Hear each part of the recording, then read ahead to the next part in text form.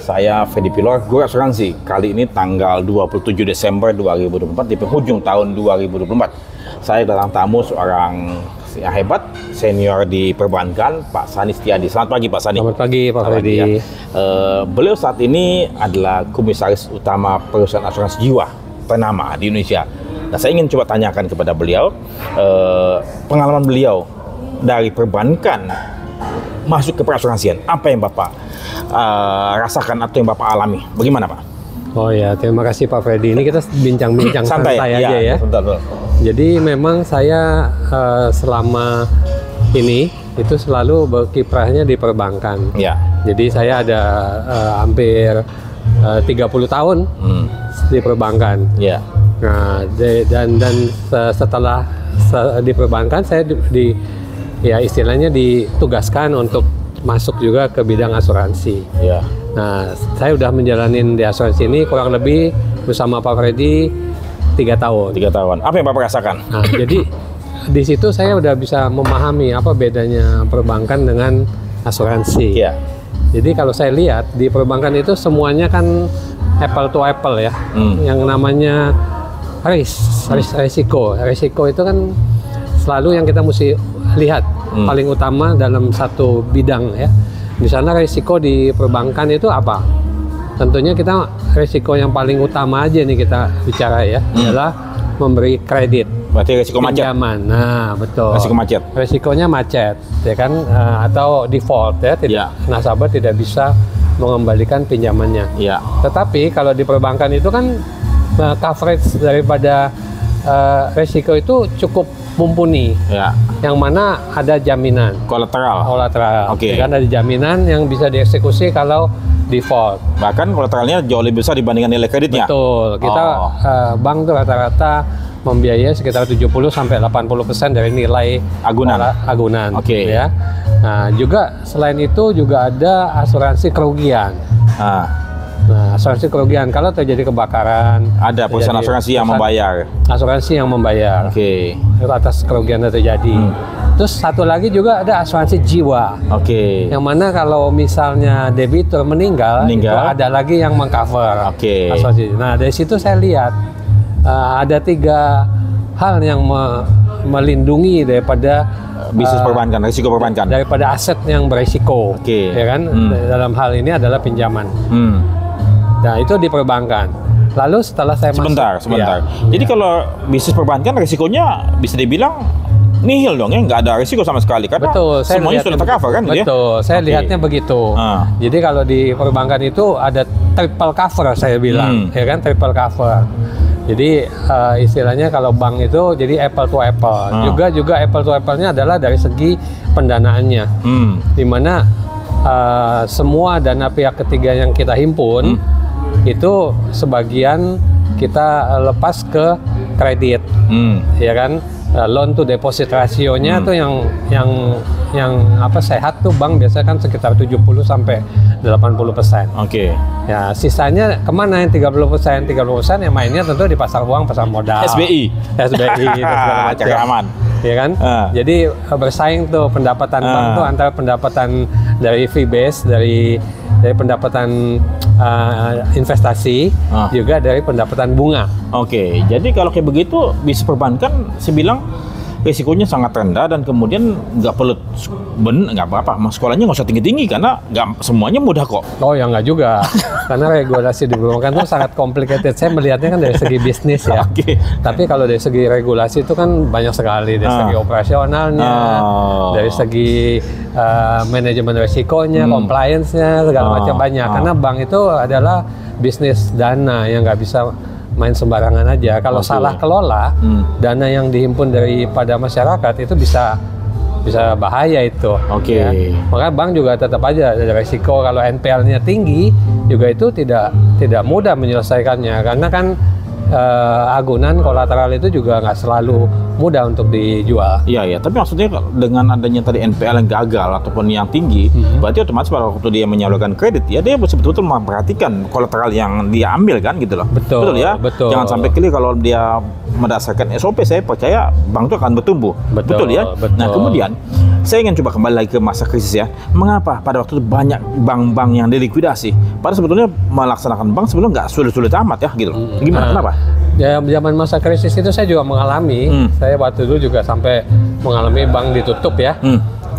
Diambil alih oleh BPPN segala macam. Nah, kalau saya lihat di situ kan ada krisis ekonomi ya.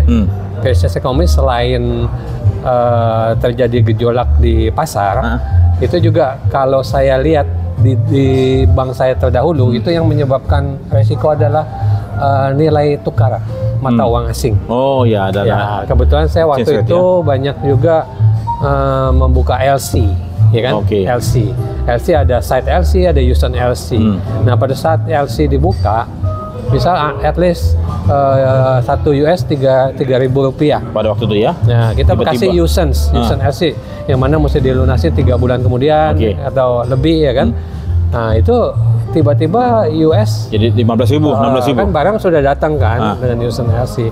Begitu LC-nya jatuh tempo, kursnya sudah 10.000 sampai 15.000. Nah, itu si pedagang mau bayarnya pakai apa?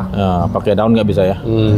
Semua barang yang sudah diimport itu dijual pun tidak akan bisa untuk melunasi LC. Jadi memang itu ada extraordinary event ya? Di situ banyak sekali nasabah kita bermasalah. Di mana barang yang diimport itu mestinya bisa mendapatkan keuntungan, ini malah minus. Gitu. Itu dalam hal-hal kasus tertentu lah ya memang bank itu berisiko. Nah, dalam kondisi ekonomi seperti saat ini, sebetulnya bisnis bank jauh lebih mudah, jauh lebih aman dibandingkan asuransi. Bagaimana menurut Pak? Nah, gini, makanya saya masuk asuransi jadi tahu nih.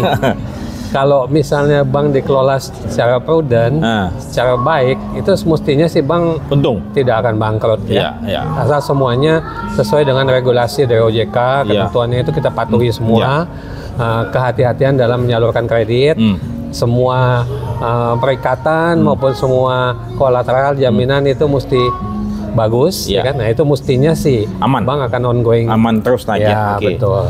Nah, sekarang kita mulai beralih nih asuransi, kenapa tuh? Nah, itu di sisi bank, sebagian sisi bank yang saya pahami dan saya bank, kalau saya sih tutup mata udah deh. Tahu lah ya kan dari segi. Nah, sekarang saya masuk ke asuransi dengan Pak Freddy ini. Itu saya melihatnya lain. Kalau bank itu kan ngomong kasarnya kan jualan uang. Iya, nawarin uang ya. Kita jual uang. Nah, kalau di asuransi itu kita jualan proteksi. Janji. Nah, proteksi. Proteksi untuk janji ya, janji untuk bayar ya. Proteksi untuk resiko yang terjadi.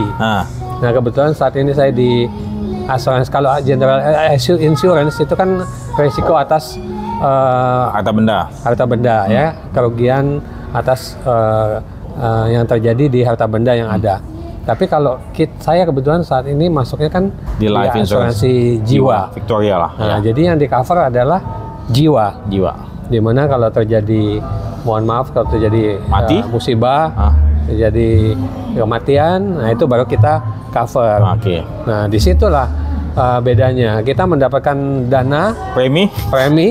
Nah, itu gimana kita mengalokasikannya untuk menutup klaim istilahnya. Preminya kecil banget ya. Ya, kan juga saya kaget sebetulnya karena ternyata premi dibandingkan dengan nilai pertanggungan itu jauh. Di situ bagaimana fungsi aktuari itu sangat vital kalau saya lihat. Bagaimana memprediksikan bahwa misal dapat premi sekian sejumlah 5M misalnya. Nah, lalu pertanggungannya kan bisa 3-4 kali lipat ya, mungkin gitu. Lebih Pak ya. Kalau kita misalnya uang pertanggungan 1 miliar, ya preminya mungkin sekitar 1 juta sampai 10 juta. Nah, 10 kali lipat bahkan. Dia punya preminya 10 juta, dia punya sum insurednya 1 miliar, berarti kan 100 kali. 100 kali. Nah, ini Pak Freddy mengupdate saya malah lebih. Bukan persen, tapi bisa 100 kali, bahkan ribuan kali kan gitu. Nah, bagaimana menghitungnya? Supaya ya namanya bisnis usaha kan tentunya kita nggak mau negatif rugi negatif terus ya. Bagaimana cara mengkalkulasinya itu tidak mudah kalau saya bilang. Bagaimana mengkalkulasi supaya perusahaan asuransi tetap positif dengan pendapatan premi yang kita dapat ya kan dibandingkan dengan besarnya klaim yang kita bayarkan. Mengingat premi yang kita dapat nilainya A, tapi nilai pertanggungannya jauh di atas. Nah, disitulah memang fungsi asuransi itu adalah subsidi silang, yang mana yang terjadi kemalangan itu kita bisa bayarkan. Sementara yang tidak mengalami klaim, nah itu sebagai istilahnya sebagai antisipasi aja kalau sampai terjadi nantinya. Jadi ada perbedaan bank sama asuransi. Kalau bank itu ada sesuatu yang lebih eksak kalau saya lihatnya ya. Lebih pastilah. Kalau macet ya karena apa gitu. Tapi kalau ini kan kita tidak tahu kapan terjadinya musibah. Dan bunga kredit pun juga gede kan? Ya bisa 10-15% bahkan ya, betul ya. Betul. Kalau ini satu per mil, berapa per mil kan gitu loh. Betul. Nah itulah jadi fungsi asuransi itu sebetulnya lebih pada subsidi silang saya lihat ya kan. Misalnya satu perusahaan bisa mendapatkan premi sekian, tapi sekian persen dialokasikan untuk membayar klaim. Berarti perhitungan statistik di masa lampau itu sangat perlu karena untuk dapat memperkirakan ya berapa premi yang perlu dibebankan. Jadi kalau katakanlah kita menetapkan harga tertentu, kita lihat dia punya loss record. Kalau kata misalnya satu mati di antara 1000, berarti kan 1 per mil. Betul ya, sehingga premi yang terkumpul masih bisa dibayarkan. Kalau nggak jebol. Iya. Betul. Nah kemudian kembali lagi. Tadi bank kan jauh lebih mudah ya menghitungnya, lebih eksak. Sedangkan asuransi kan pakai data panjang, panjang ya, kan mungkin 10 tahun bahkan mungkin lebih dari itu. Nah, kemudian dalam posisi bank dan asuransi, menurut Bapak siapa yang lebih membutuhkan? Bank membutuhkan asuransi apa asuransi membutuhkan bank? Kalau saya lihat di sini seperti tadi saya bilang pasti bank membutuhkan asuransi. Bank lebih membutuhkan asuransi karena tanpa asuransi bank tidak bisa melakukan bisnisnya. Betul. Jadi asuransi itu istilahnya malah mengamankan bank, memprotek. Satu lagi ada asuransi kredit, bukan asuransi jiwa, asuransi kredit. Itu lebih-lebih lagi. Kalau nasabahnya default, asuransi yang membayar. Ya tapi default itu kenapa? Karena dia cacat ataupun dia kena PHK atau gimana? Ya tergantung coverage-nya kan Pak. Mungkin Pak Freddy lebih tahu ya.